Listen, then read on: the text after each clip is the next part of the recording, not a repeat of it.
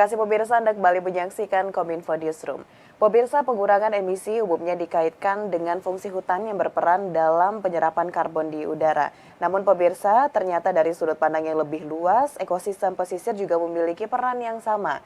Nah, dari ekosistem karbon ini seperti dari mangrove, padang lamun, dan rawa payau memiliki peran yang penting dalam penyerapan dan penyimpanan karbon.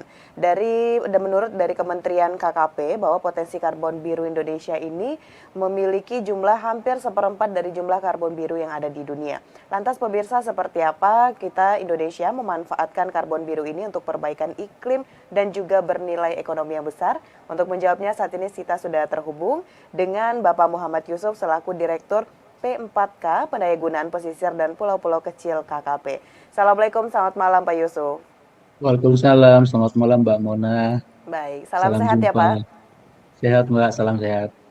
Baik Pak Yusuf, sebelum kita membahas seperti apa hal atau strategi yang dilakukan oleh KKP untuk bisa memanfaatkan karbon biru ini untuk perbaikan iklim dan juga ekonomi. Nah, mungkin di awal Bapak bisa memberikan penjelasan kepada pemirsa sebenarnya dimaksud dengan karbon biru itu seperti apa begitu Pak Yusuf.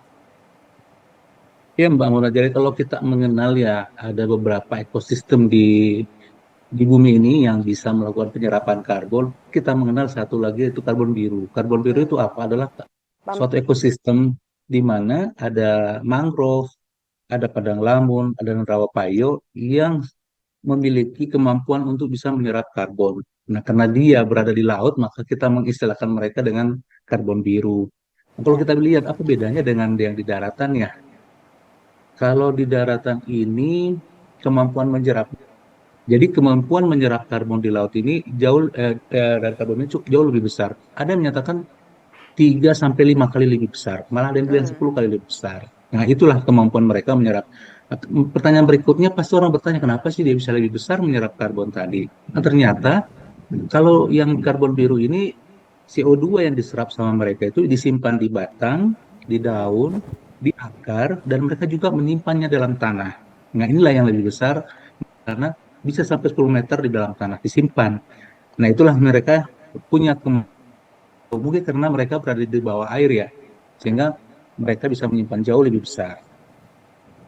Baik, karbon biru berarti ini adalah penyimpanan karbon di bawah tanah begitu, di dalam air begitu Pak ya. Dan untuk pertanyaan selanjutnya Pak Yusuf, ini mengapa kan ada 3 ekosistem yang Bapak sampaikan tadi ya, dari pesisir yaitu mangrove, selanjutnya dari padang lamun dan juga rawa payau begitu Pak ya. Nah, kenapa untuk di Indonesia ini mangrove ini menjadi fokus dari KKP untuk penyimpanan karbon terbesar ini secara ilmiahnya seperti apa, Pak? Kalau kita bandingkan dengan negara-negara lain ya, Indonesia ini kan berada di negara tropis ya, daerah tropis, di mana tumbuhan mangrove, lamun itu tumbuh dengan subur. Nah, kalau kita melihat potensi yang ada, tadi sudah disebutkan bahwa kita 17% cadangan karbon dunia itu ada di Indonesia. Jadi ada beberapa ratus negara di dunia ini ya, tetapi kita menyimpan 17%. Nah, mangrove saja itu luasnya 3,3 juta hektar, sedangkan lamun itu 1,8 juta hektar. Kalau lamun saja ya, lamun saja itu memegang 11% dari lamun dunia. Jadi kalau kita melihat potensi kita memang cukup besar. Artinya kita punya ekosistem tadi cukup besar di dunia. Itu dan ini nggak berhenti ya Mbak ya. Kita masih bisa potensi yang lain karena ada beberapa lokasi kita yang masih layak untuk ditanamin mangrove. Lamun juga kita tanam lamun. Jadi kita punya potensi yang cukup besar kayak dengan ini. Ini misalnya lamun ya. Lamun itu kalau kita bandingkan dengan terestrial, itu dia kemampuannya bisa sampai 2 sampai 3 kali lipat dengan daratan. Padahal kalau kita lihat lamun kan cuma seperti rumput biasa ya. Biomasanya sedikit, tapi dia menyerap karbon dan menyimpannya ke tanah itu jauh lebih besar dibanding kandungan karbon tanahnya yang di terestrial, yang di hutan lah maksudnya. Nah, selain itu juga Mbak, bahwa kenapa lamun ekosistem, Kan jadi dilanjutkan, Pak. sebenarnya selain dia menyerap karbon, sebenarnya pengendali ekosistem laut, ikan dan semua biota yang ada di laut itu 3 ekosistem ini terumbu karang, lamun dan mangrove itu punya peranan penting karena hampir sebagian besar ekosistem laut, biota itu ada yang memijah di wilayah seperti ini. Jadi kita akan mendapat banyak manfaat sebenarnya. manfaat sampingannya tadi adalah karbon juga gitu. Jadi aspek biodiversity Indonesia itu misalnya Hmm. atau karbon biru ini ke depannya. Baik, blue carbon ini memiliki kemampuan 5 kali, bahkan tadi sempat Bapak sampaikan juga 10 kali lebih banyak itu kemampuannya untuk bisa menyimpan karbon. Nah, selain hal-hal yang Bapak sampaikan tadi, ini mengapa sangat penting kita untuk menyuarakan mengenai blue carbon ini, Pak? Apa hal-hal lain yang ingin dicapai oleh pemerintah terkait dengan blue carbon di Indonesia, Pak Yusuf? Kalau kita lihat sekarang pertarungan perbincangan di dunia, Hmm. kita sebenarnya ada Kyoto Protocol, kita juga ada Paris Agreement atau Perjanjian Paris, di mana seluruh dunia itu diminta untuk bisa menurunkan emisi yang dikeluarkan dari negaranya. Nah, setiap negara sekarang uh, menyampaikan yang namanya Nationally Determined Contribution atau kesepakatan penetapan target penurunan emisi di setiap negara. Nah, Indonesia ini punya target. Nah, kenapa ini penting? Karena kita ini harus bisa menurunkan emisi dari Hmm. semua sektor, misalnya energi, industri, hulu, dan seterusnya. Nah, kita punya peluang sebenarnya untuk bisa menyerap emisi juga dari tadi ekosistem karbon biru. Nah, inilah yang mengapa penting karena kita bisa sebenarnya memenuhi target NDC Indonesia. Nah, kalau kita punya kelebihan nanti, kelebihan ini artinya pada saat target NDC kita sudah tercapai, tapi kita bisa punya cadangan karbon tadi untuk bisa diperdagangkan, maka kita punya peluang untuk memperdagangkan karbon biru tadi ke dunia Indonesia. Karena banyak negara-negara juga mungkin yang belum bisa mencapai target NDC-nya. Apa Ya. yang mereka lakukan adalah eh, mencari karbon yang bisa mengkompensasikan emisi yang mereka keluarkan.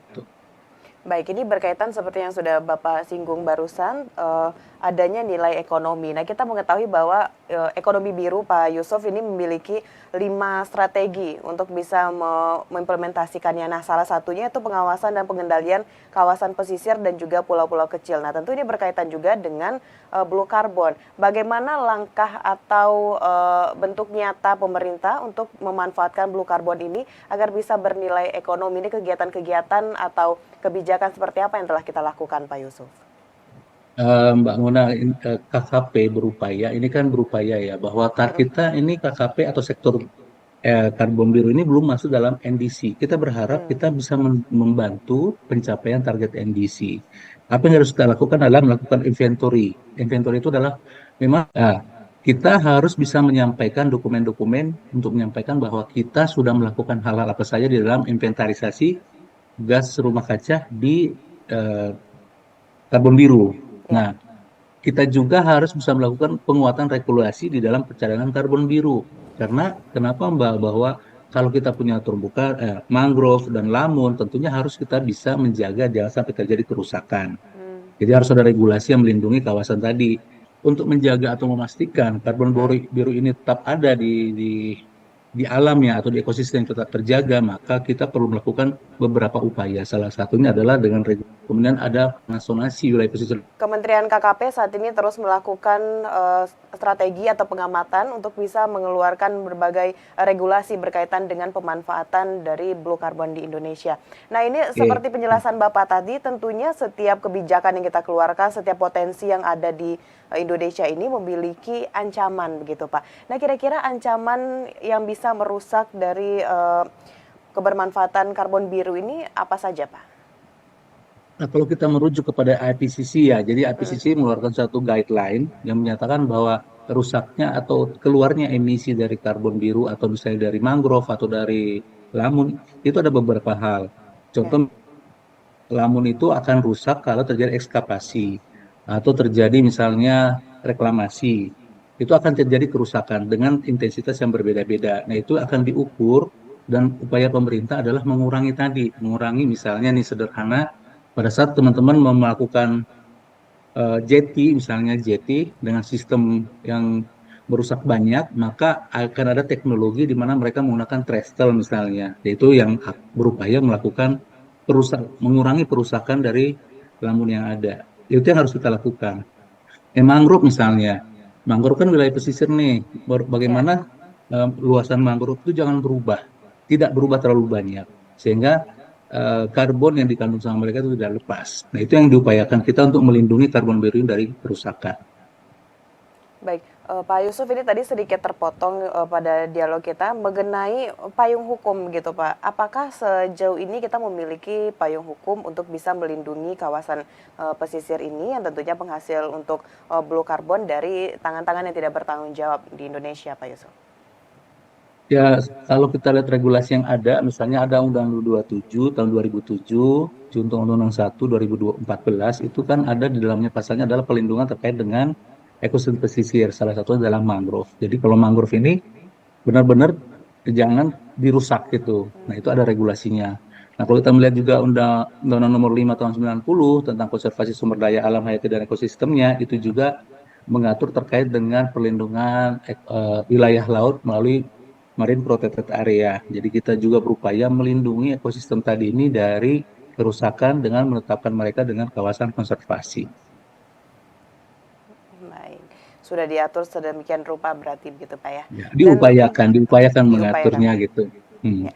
Untuk dari KKP sendiri sejauh ini untuk bisa memanfaatkan potensi besar ekonomi karbon biru di Indonesia, Pak Yusuf, apakah kita sudah melakukan kerjasama atau bahkan kita merangkul komunitas-komunitas lain untuk bisa menyuarakan dan benar-benar mendapatkan manfaat yang besar dari potensi biru yang ada di Indonesia ini, blue carbon di Indonesia, Pak Yusuf?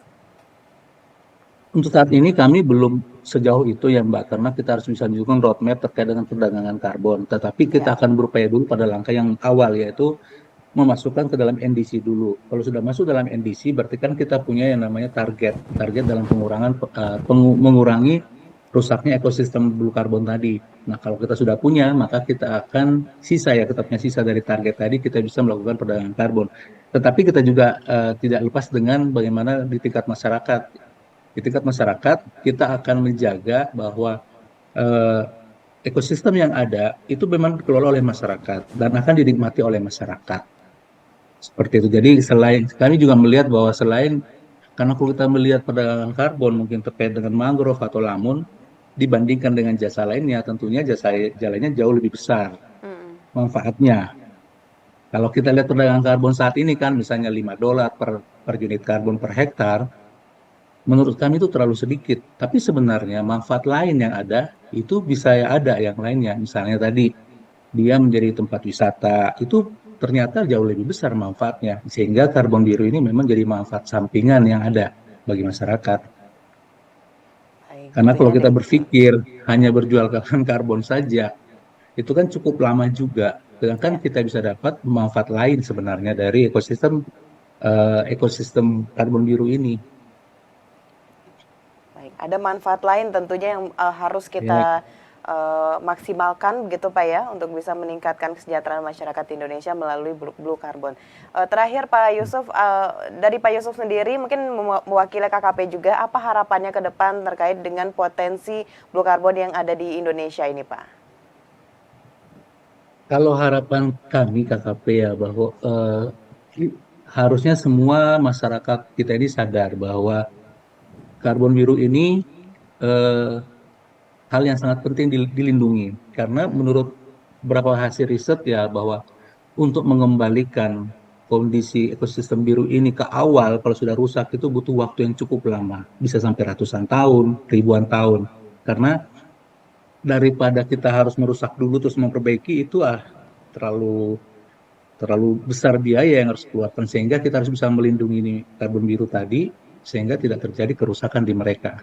Tetapi kita juga harus berpikir bahwa kalau kita bisa melindungi dia, tentunya harus ada upaya-upaya juga yang memberikan manfaat bagi masyarakat dari aktivitas melindungi mereka tadi.